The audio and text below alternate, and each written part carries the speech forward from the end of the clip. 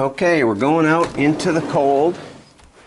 It's about 6 below, a little bit of wind. See, a little bit of wind. The first trick in grilling outdoors is making sure the knobs move. And I try to move them. Sometimes going backwards helps, sometimes they won't. Well, you just get as many as you can. I have the grill set up on natural gas out of my house, which is a big help. As you can see, I didn't get that. I only got 3 of them going, and it's going to take a bit to warm it up. Sometimes, the trouble is these push in and turn. Sometimes I don't want to break it. You can get hot water if you need to.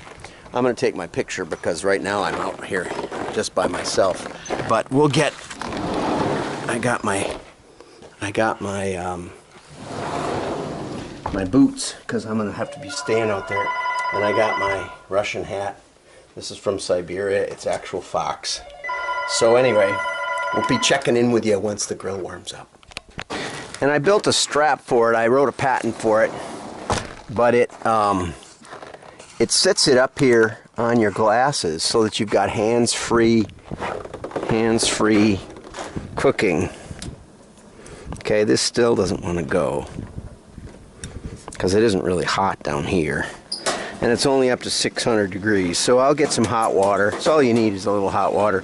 And the funny part is that I thought that the hot water would stay there and make it worse, but actually the ones that I put hot water on the next time were better than the ones I didn't. So just a little hot water will fix that up. And these are stainless steel grills. This is a Maker's Mark or something like that I got from Sam's Club. It's a great grill, but the grill itself was not solid stainless. So I went and got, after they wore out, I went and got some good ones online, which worked great. I probably should explain the camera a little better, but just taking a cup of water right from the tap, because it's better than breaking it, you know. And then, see, just goes like that.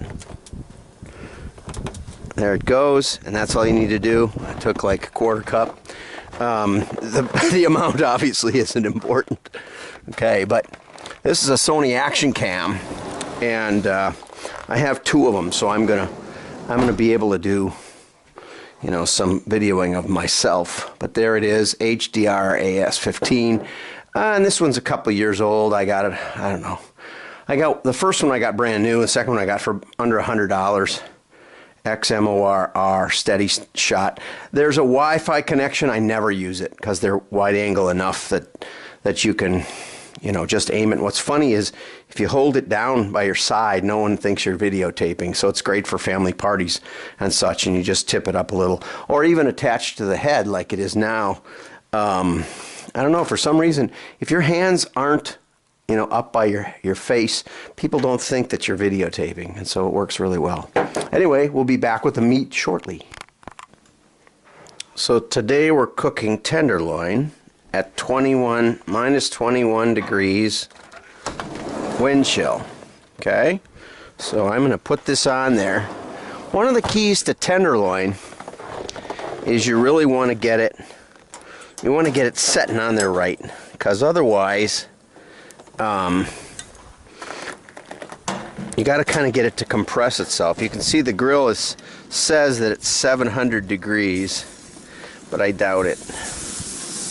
Okay, so we're gonna lay that vertically. See that? We're doing it vertically so that it kind of pulls itself together. Okay, now what we're gonna do is we're gonna turn these down significantly. Okay, and what we're gonna try to do is we're going to try and get this to level off, because it's just not gonna. We're going to go them all down a little bit, and what we're going to do, we're going to watch from the door. We can see this thermometer. We're going to get it to try and go between 300 and 400 degrees, right in that neighborhood. Now, normally in the summertime you wouldn't do that.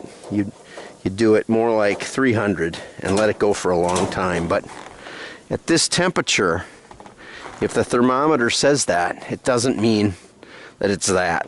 So you really got to let it go a little longer. And here we are out here in the porch. in the cold. Okay, so the real feel is minus 22 degrees. It's around 0 right now. Not too bad. You can see it's going to be getting colder as we go. And what I'm going to do is I'm going to set my clock here for, I'm going to set it for, I don't know how to set it. No, that's not what I want to do. I want to set my clock for, I'll just set the stopwatch, reset, and start to go. And I want to look at it about every 10 minutes to see if that grill is going up or down, because I want to find an equilibrium. The tenderloin is about 3 pounds, and we cut the end off, and we took the silver skin off, which I'm not going to show you, but there's plenty of YouTube videos about that.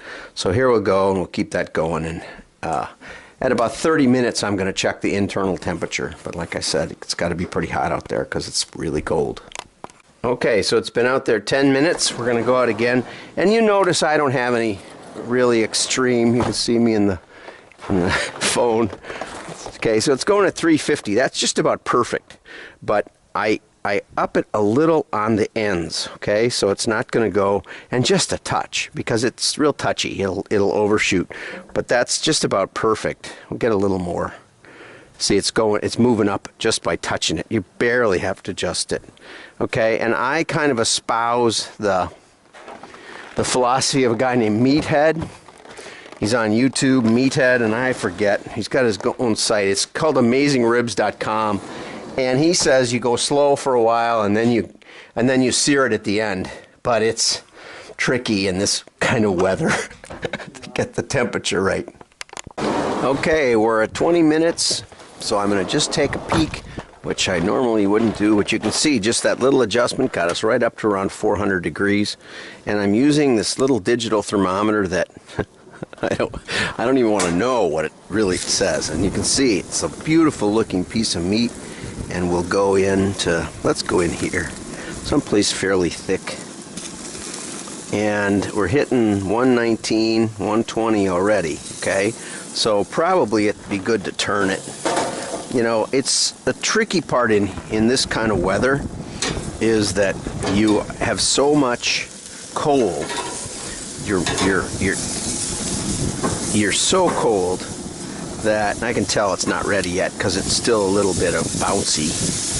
Okay, we're gonna try and roll it over onto itself again, just like we did. See, it's a little burnt on that end, but you know, that's not too bad right there. Okay, so we're gonna just roll it onto itself, and see there's a little crust there. We'll cut that off, but it's so cold, you have to be really careful about that. My fingers, see, now it's out. Now out we go. See how cold it is? Whoo, it's cold. Okay, now, I should say I'm deviating a little from Meathead's formula, but look at how beautiful, look at the juice on that thing. I mean, it's just spectacular, and a little bit of crust. What he says is you go around 125, but you can't do it here because it won't cook. It's so cold out. Look at that. That is just spectacular. It's getting just, oh, let's take a reading. So let's see. And he recommends these little thermometers. It's like minus 22 below or something. So we stick it in. Yeah, and see, it's getting to be 150. So it's probably done. We're going to take it off now. We're going to get the platter. See, just make sure on the other side. 145. My wife didn't like it, so now I'm going to turn it right off. Turn them off, and I'm going to get it in there because it's plenty done. You don't want to overdo it. But I did it a little less, and she didn't like it. The thermometer says 145 is medium rare, so we're right on the button with it. Have a great day. Wait, I'll get the platter. I'll cook it. Okay, here we go. Here we go. The grill is off. My wife's in a panic because she thinks I didn't warn her that I was coming, which isn't always a good thing. Warning. Oh, look at that. Look at this. This is, I don't want to lose any more juice than I have to, but look at that. That is just, and look at the steam. So now you know some of the tricks to doing tenderloin, beef tenderloin, at 22 below wind chill, as you saw, or 31, or whatever the heck it said. It's just freezing cold out here. but it's really nice. Look at that. It's just perfect. And I bet you it's going to taste good too. Okay, I'm going to cut. I usually take the ends because I usually do. Oops. It's obviously not overcooked, Susan. Look at the juice coming out of it. Look at that. It's perfect, medium rare. And that's at the most done part, right? Okay. That maybe we'd call medium. Stella likes it rarer, so we're going to take it off the other end for her. Okay, well. Put that on here. It's 22 below out. So we do our best. Do you want the buns on the table, Sue, or everything up here? Everything up here. Just bring your plate over here and make your sandwich. That's good. And the last time it was a little rare, so she said, that looks pretty good to me. So she said she didn't like it that No, I rare. said Christmas. Whatever you did. I know, but, you know, it's not so easy. Okay. And I'm making them I'm going to make them a little thinner for the sandwiches. Look at that. Well, Oh, that's good. I know, that'll be good for Stella. Okay, bring your plate and your sandwich bun and come over here while he's cutting. Get it as he cuts it so it doesn't dry out.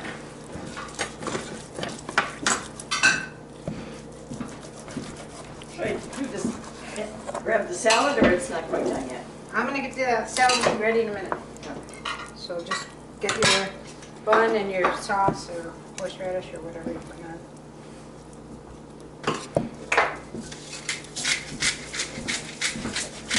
There we go, beautiful. Just like prime rib, but more tender even. Look at that. Yeah. Aren't they cut? Not cut. No, that one. We'll give you this one. Take That's one. all. Okay, and we're making sandwiches out of that. I know you can't believe it, but this is the 4th or 5th one we've had this week because it was on sale at the butcher shop. So it's really looking good to me. Okay, I think, Susan, this is about like Christmas because it's plenty rare, but not squealing like it was. All right, here, come on over here, guys. Or turn the board so they can get there.